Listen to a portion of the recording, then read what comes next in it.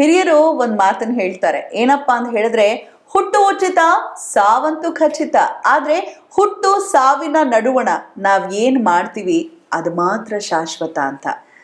R ನಗರದ ವಿಚಾರದಲ್ಲಿ ಶಾಶ್ವತವಾಗಿ ಇನ್ನ ಮುಂದೆ ಎಷ್ಟು ವರ್ಷ ಆದ್ರೂ ಕೂಡ ಉಳಿಯೋ ಅಂತ ಒಂದು ಹೆಸರು, ಅ ಟ್ರೂ ಇನ್ಸ್ಪೈರಿಂಗ್ ಸೋಲ್ ಅಂತ ಹೇಳಿದ್ರೆ ತಪ್ಪಾಗ್ಲಿಕ್ಕಿಲ್ಲ, ಡಾಕ್ಟರ್ ಆರ್ ಅರುಣಾಚಲಂ ಅವರನ್ನ ನಾನೀಗ ಮಾತಾಡ್ಸೋದಕ್ಕೆ ಹೊರಟಿದ್ದೀನಿ. ಮೊದಲಿಗೆ ಸ್ವಾಗತಿಸ್ತಾ ಇದ್ದೀನಿ.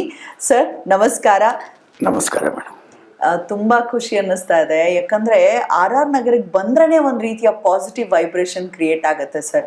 ಅದೇನೋ ಒಂದ್ ರೀತಿಯ ಏನ್ ಹೇಳ್ತಾರೆ, ಒಂದು ಸರ್ವಾಂಗೀಣ ಅಭಿವೃದ್ಧಿಯನ್ನ ಹೊಂದಿರುವಂತ ಒಂದು ಬಡಾವಣೆ ಅನ್ನೋ ಒಂದು ಖುಷಿ ಅನ್ಸುತ್ತೆ ಇಲ್ಲಿಗೆ ಬಂದಾಗ.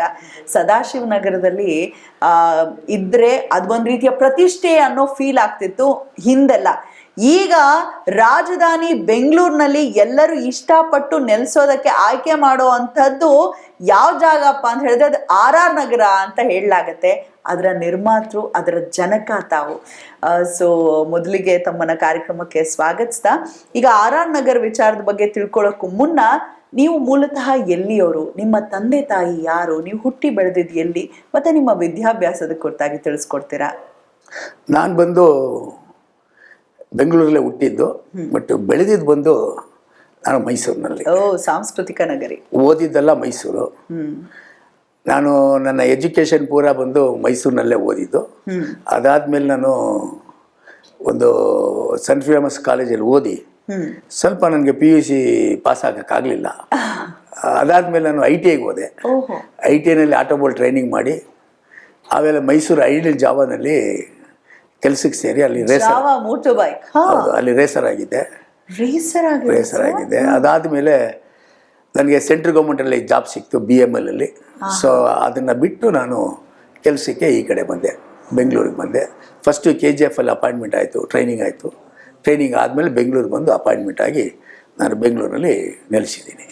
ಸೊ ಬೆಮ್ಮೆಲ್ನಲ್ಲಿ ನೀವು ಜಾಯ್ನ್ ಆಗಿದ್ದು ಜೀವನದಲ್ಲಿ ಬಹಳ ದೊಡ್ಡ ತಿರುವು ಅಂತ ಭಾವಿಸಿ, ಬಹುಶಃ ನೀವು ಬೆಮ್ಮೆಲ್ಲಿಗೆ ಬಂದಿದ್ರಿಂದಲೇ ಆರ್ ನಗರ ಸೃಷ್ಟಿ ಆಗ್ಲಿಕ್ಕೆ ಕಾರಣ ಆಯ್ತು, ಹೌದಲ್ಲ ಸರ್? ಸೊ ಈ ಆರ್ ನಗರ ಅಂತ ಏನ್ ನಾವಿವಾಗ ಕರಿತೀವಿ, ಮುಂಚೆ ಇದರ ಹೆಸರೇನಿತ್ತು ಮತ್ತು ಆರ್ ನಗರ ಫಾರ್ಮ್ ಆಗೋದಕ್ಕೆ ಕಾರಣ ಏನು? ಇದು ಫಸ್ಟ್ ಬಂದು ಈ ಊರದ್ದು ಒಂದು ಕೆಂಚನಹಳ್ಳಿ ಅಂತ ಇತ್ತು. ಇದು ಕೆಂಚನಹಳ್ಳಿ ಇದ್ದಾಗ ನಾವು ಇಲ್ಲಿ ಬಡಾವಣೆ ಮಾಡುವಾಗ, ಬಡಾವಣೆಯಲ್ಲಿ ನಿವೇಶನವನ್ನು ಕೊಡುವಾಗ ಹಕ್ಕುಪತ್ರ ಕೊಡ್ತೀವಲ್ಲ, ಹಕ್ಕುಪತ್ರದಲ್ಲಿ ಏರಿಯಾ ನಮೂದಿಸ್ಬೇಕಾಗಿತ್ತು. ಆವಾಗ ನಮಗೇನಾಯಿತು, ಇದು ರಾಜರಾಜೇಶ್ವರಿ ದೇವಸ್ಥಾನ ಭಾಳ ಫೇಮಸ್ ಇರೋದ್ರಿಂದ ಇದು ನಾನು ಸ್ವಾಮಿಗಳ ಹತ್ರ, ತಿರುಚಿ ಸ್ವಾಮಿಗಳ ಹತ್ರ ಹೋಗಿ ಒಂದು ಮನವಿ ಸಲ್ಲಿಸಿದೆ. ಈ ಥರ ರಾಜರಾಜೇಶ್ವರಿ ನಗರ ಅಂತ ನಾನು ಹೆಸರಿಟ್ಟು ಪ್ರಿಂಟ್ ಮಾಡ್ಕೊಳ್ತೀನಿ ಅಂತ ಅಪ್ಪಣೆ ಕೊಡಬೇಕು ಅಂದರು. ಸೊ ಅವತ್ತು ಆ ನಾಮಾಂಕಿತ ಆಗಿದ್ದು ರಾಜರಾಜೇಶ್ವರಿ ನಗರ ಅಂತೇಳಿ ನಾವು ಸುಮಾರು 6000 ಸರ್ಟಿಫಿಕೇಟಲ್ಲಿ ಈ ಹೆಸರನ್ನ ನಮೂದಿಸಿ ಅವ್ರಿಗೆ ಹಕ್ಕುಪತ್ರ ಕೊಟ್ಟಿದ್ದೀವಿ. ಸೊ ಅದರಿಂದ ಏನಾಯಿತು, ಅದು ಮೊದಲು ರಾಜರಾಜೇಶ್ವರಿ ನಗರ ಅಂತ ಈ ನಮ್ಮ ಬೆಮ್ಮಲ್ಲಿಂದ ಸ್ಟಾರ್ಟ್ ಆಗಿದ್ದು. ಆಮೇಲೆ CMC ಬಂತು, ಅದು ರಾಜರಾಜೇಶ್ವರಿ ನಗರ ಆಯಿತು. ಆಮೇಲೆ ಕಾರ್ಪೊರೇಷನ್ ಬಂತು, ಅವರು ರಾಜರಾಜೇಶ್ವರಿ ನಗರ ಅಂತಂದರು. MLA ಕಾನ್ಸ್ಟಿಟ್ಯೂನ್ಸಿ ಬಂತು, ಅದು ರಾಜರಾಜೇಶ್ವರಿ ನಗರ ಅಂತ ಆಯಿತು. ಈ ಥರ ರಾಜರಾಜೇಶ್ವರಿ ನಗರ ಅನ್ನೋದನ್ನು ಬಹಳ ಒಂದಲ್ಲ ಒಂದು ಸ್ಟೆಪ್ಪಿಂದ ಯಾವ ಒಂದು ಗಳಿಗೆಯಲ್ಲಿ ಆ ಸ್ವಾಮಿಗಳ ಆಶೀರ್ವಾದ ಆಯಿತೋ ಅವತ್ತಿಂದ ಇಟ್ಟ ಹೆಸರು ಇದು ಭಾಳ ಪ್ರಚಾರವಾಗಿ ಒಳ್ಳೆ ದೊಡ್ಡ ಹೆಸರು ಮಾಡಿದೆ. ಸರ್, ಇವಾಗ ಈ ಒಂದು ಬಡಾವಣೆ ಆಗ್ಲಿಕ್ಕೆ ಯಾವ ಸೊಸೈಟಿ ಕಾರಣ? ನೀವು ಸೊಸೈಟಿ ಒಳಗಿದ್ದು ಈ ಬಡಾವಣೆಯನ್ನು ಪ್ರಾರಂಭ ಮಾಡಿದ್ದ ಹೇಗೆ? ಇದು ನಾನು BML ಫ್ಯಾಕ್ಟ್ರಿನಲ್ಲಿ ನಾನು ಕೆಲಸಕ್ಕೆ ಸೇರಿದ್ದೆ. ಅಲ್ಲಿ ಬಂದು ಸೊಸೈಟಿ ಇತ್ತು, ಒಂದು ಸೊಸೈಟಿ ಇತ್ತು. ಅವ್ರ ಉದ್ದೇಶ ನಿವೇಶನ ಕೊಡಬೇಕು ಅಂತ ಇತ್ತು. ಅಲ್ಲಿನ ಎಂಪ್ಲಾಯೀಸ್ಗೆ ಮಾತ್ರನೇ. ನಮ್ಮದು ಬೆಮ್ಮಲ್ ಸೊಸೈಟಿ ಬಂದು ಬರೀ ಎಂಪ್ಲಾಯೀಸ್ಗೆ ಮಾತ್ರನೇ, ಹೊರಗಡೆ ಅವ್ರಿಗಿಲ್ಲ. ಯಾಕೆ ಅಂತ ಹೇಳಿದ್ರೆ BDನಲ್ಲಿ ಸೈಟ್ಗೆ ಅಪ್ಲೈ ಮಾಡಿದ್ರೆ 8 ಅಟೆಂಪ್ಟು 9 ಅಟೆಂಪ್ಟ್ ಮಾಡಬೇಕು, ಸಿಕ್ಕಲ್ಲ ಸೈಟು. ಆದ್ದರಿಂದ ಸೊಸೈಟಿಯವರೇ ಸೇರ್ಕೊಂಡು ಮಾಡೋದಕ್ಕೆ ಒಂದು ಅವಕಾಶ ಆಯಿತು ಕಾನೂನಲ್ಲಿ. ಆ ಕಾನೂನು ಅವಕಾಶವನ್ನು ಕಲ್ಪಿಸ್ಕೊಂಡು ನಾವೇ ದುಡ್ಡು ಹಾಕ್ಕೊಂಡು, ನಮ್ಮ ದುಡ್ಡೊಳಗೇನೆ ಹಾಕ್ಕೊಂಡು ಎಲ್ಲರೂ 5,000 ರೂಪಾಯಿ ಒಂದು ಇನ್ಸ್ಟಾಲ್ಮೆಂಟ್ ಥರ ಹಾಕ್ಕೊಂಡು ನಾವೇ ಎಲ್ಲ ಕ್ರೋಢೀಕರಿಸ್ಬಿಟ್ಟು ಸೊಸೈಟಿ ಮುಖೇನ ನಾವು ಇದನ್ನು ಒಂದು ಭೂಸ್ವಾಧೀನ ಮಾಡಿಸ್ತೋ ಸರ್ಕಾರದಲ್ಲಿ ರಿಕ್ವೆಸ್ಟ್ ಮಾಡಿಕೊಂಡು ಈ ಥರ ನಮ್ಮ ಕಾರ್ಮಿಕರಿಗೆ ನಿವೇಶನ ಬೇಕು ಅಂತ.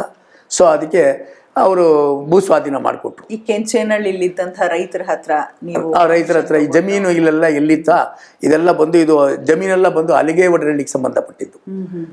ಈ ಜಮೀನು ಅಲಿಗೆ ಒಡರಳ್ಳಿ ಅಂತ ಹೇಳ್ಬಿಟ್ಟು ಸಂಬಂಧಪಟ್ಟಿದ್ದು. ಆ ಹಳ್ಳಿಗೆ ಸಂಬಂಧಪಟ್ಟಿಗೆ ಭೂ ಸ್ವಾಧೀನ ಮಾಡಿ ನಮಗೆ ಸರ್ಕಾರ ಇದು ನಮಗೆ ಕೊಡ್ತು. ಅಲ್ಲ ಸರ್, ಇದನ್ನ ನೀವು ಆಪ್ಟ್ ಮಾಡಿದ್ದ ಸರ್ಕಾರನೇ ಕೊಟ್ಟಿದ್ದ ನಿಮ್ಗೆ? ಇದು ಆಪ್ಟ್ ಅಂದ್ರೆ ನನಗಿಂತ ಹಿಂದೆ ಇರೋರು ಇದನ್ನ ಮಾಡಿದ್ರು. ಈ ಜಾಗ ಬೇಕು ಅಂದ್ಬಿಟ್ಟು ಈ ಜಾಗನ ಸೆಲೆಕ್ಟ್ ಮಾಡಿಕೊಂಡು, ಸೊ ಇದನ್ನ ಅವಾಗ ಇರೋರು ನನಗಿಂತ ಹಿಂದೆ ಇದ್ದವರು ಈ ಜಾಗನ ಆಪ್ ಮಾಡ್ಕೊಂಡು, ಯಾಕಂದ್ರೆ ಒಂದೇ ಸಾರಿಗೆ ಇಷ್ಟು ದೊಡ್ಡ ಜಾಗ ಸಿಕ್ಕಲ್ಲ ಬೆಂಗಳೂರಿನಲ್ಲಿ. ಅದರಿಂದ ಇದೊಂದು ದೊಡ್ಡ ಜಾಗ ಸಿಗತ್ತೆ ಅಂತ ಹೇಳಿ ಒಂದು ಇದರಿಂದ ಅವಕಾಶ ಇದ್ದಿದ್ದರಿಂದ ಅವರು ಇಲ್ಲಿ ಬಂದು ಆಯ್ಕೆ ಮಾಡಿದ್ದಾರೆ.